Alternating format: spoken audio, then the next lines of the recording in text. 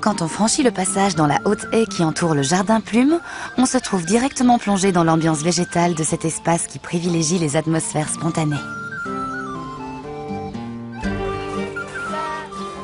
Sylvie et Patrick sont pépiniéristes et grands-parents. Leurs petites filles sont actuellement en vacances à la maison.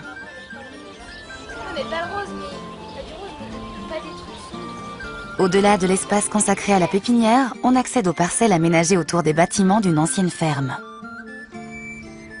Quel contraste! Les haies taillées avec beaucoup de précision enserrent des espaces à l'allure très naturelle avec une abondance de graminées ondulant sous le vent. Il n'y en a que quelques-unes en fait, il n'y a pas énormément de graminées, il y a peut-être deux ou trois sortes différentes qui sont répétées.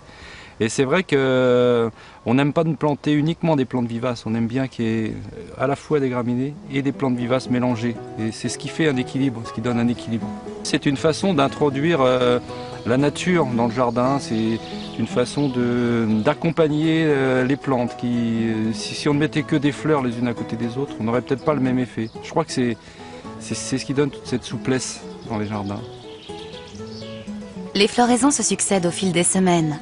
En ce moment, la catanange que l'on observe le long des chemins secs dans le sud de la France apporte une note azur.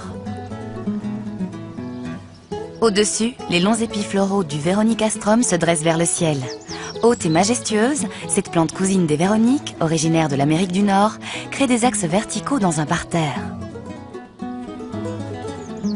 D'autres plantes bien dressées brisent également les effets de masse formés par les touffes denses. D'une part, ce sont des plantes très hautes, mais c'est aussi des plantes très fines. Il n'y a pas de plantes avec des feuillages très larges. On a essayé de sélectionner des plantes fines qui bougent, des plantes avec des floraisons en épis ou des panicules. Donc uniquement des choses légères, donc hautes mais légères. Le sentier enherbé nous mène vers le jardin de printemps, superbe quand fleurissent les hellebores et se développent les euphorbes. De là, on passe au jardin d'été. Ici, face au sud, le soleil est présent du matin au soir. Il accentue le caractère chaud des floraisons. Cette ligulaire au nom compliqué est une habituée des parterres aux tonalités vives où elle assure une longue présence de jaune. La floraison du crocosmia est également progressive, assurant au fil des jours la présence de ce rouge particulièrement vif. On n'utilise pas n'importe quel rouge, c'est vraiment des rouges vermillons. Pas de rouge bleuté, pas de plantes qui défleurissent roses. Donc en fait, ces deux associations, le jaune et le rouge et l'orangé, c'est presque trois associations. C'est très facile. Ceux qui ont peur de travailler avec la couleur, ils peuvent se lancer là-dedans parce que franchement, il n'y a pas plus simple. Tant qu'on respecte cette gamme où il n'y a pas de bleuté dedans. Avec la présence de dahlias, le maintien du rouge est garanti jusqu'en septembre. Quand arrivera l'automne, les hampes florales séchées des achillées et de bien d'autres vivaces maintiendront une présence verticale pour la morte saison, se couvrant joliment de givre. Les haies basses de buis maintiendront également une présence. On trouve que c'est pas mal d'avoir quelque chose de plus dessiné, de plus structuré sur le devant de maison. D'où l'utilisation des buis qui peuvent donner l'impression effectivement d'un classicisme. On s'en aperçoit pas trop pendant l'été parce que la végétation est assez opulente, mais il y a des structures assez fortes. Et c'est pour ça qu'on utilise beaucoup les buis, parce que j'aime beaucoup le vert du buis et c'est vrai que pendant les journées d'hiver, c'est intéressant d'avoir cette présence permanente. Le passage dans la haie donne accès à une troisième chambre de verdure consacrée à l'automne. Il est donc normal que les corolles ne soient pas encore très nombreuses. Au bout de la maison, face au soleil couchant, une tonnelle se dresse au sein de larges tables de buis. Des vignes ombragent ce coin de repos.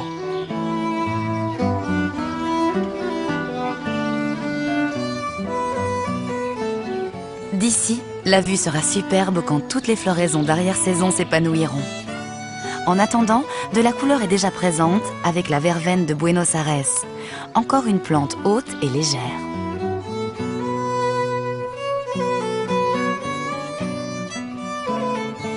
Cette molène est aussi une plante très intéressante pour sa verticalité.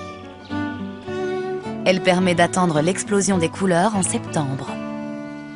Il y a beaucoup d'astères, Et puis pas seulement des graminées qui les accompagnent, des miscanthus, Agnatera, mais je ne vais pas citer tout le monde, il faut venir voir.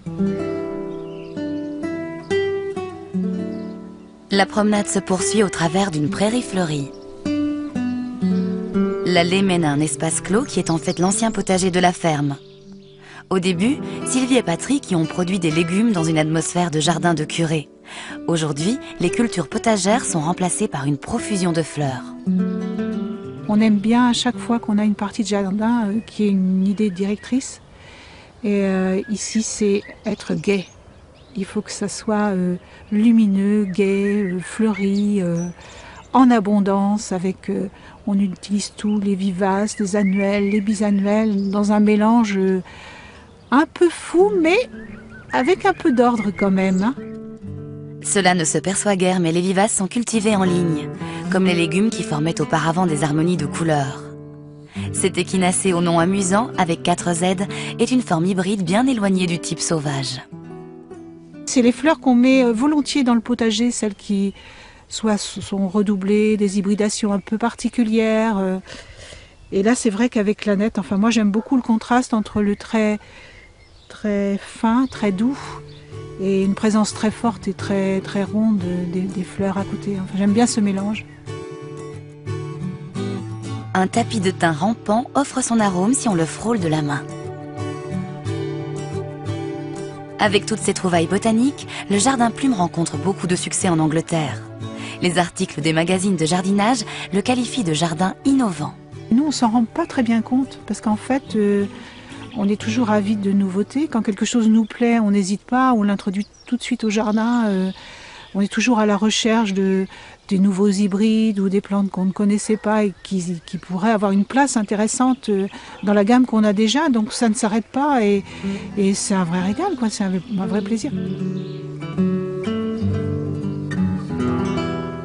Cette belle touffe de rudbeckia marque le passage dans la chambre de verdure suivante.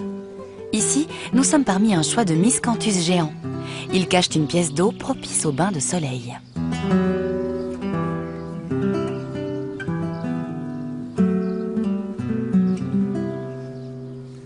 Dans le grand espace central, des pommiers ont été plantés.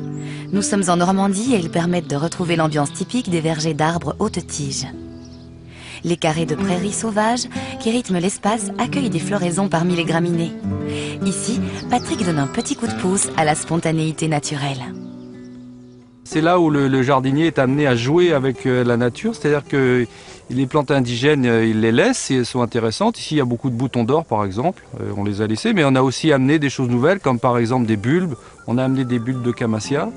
Et au mois de mai, on a toute cette floraison, cette prairie devient toute bleue avec les bulbes de camassia. Et c'est une façon de s'amuser avec la nature. Encore une belle idée, un bassin miroir pour refléter le ciel. À voir comment ces échinacées se marient aux graminées, on comprend pourquoi le Jardin Plume rencontre beaucoup de succès. Dans cette région de Normandie, qui comporte beaucoup de jardins plus anciens, il apporte une note contemporaine qui renouvelle l'envie de planter.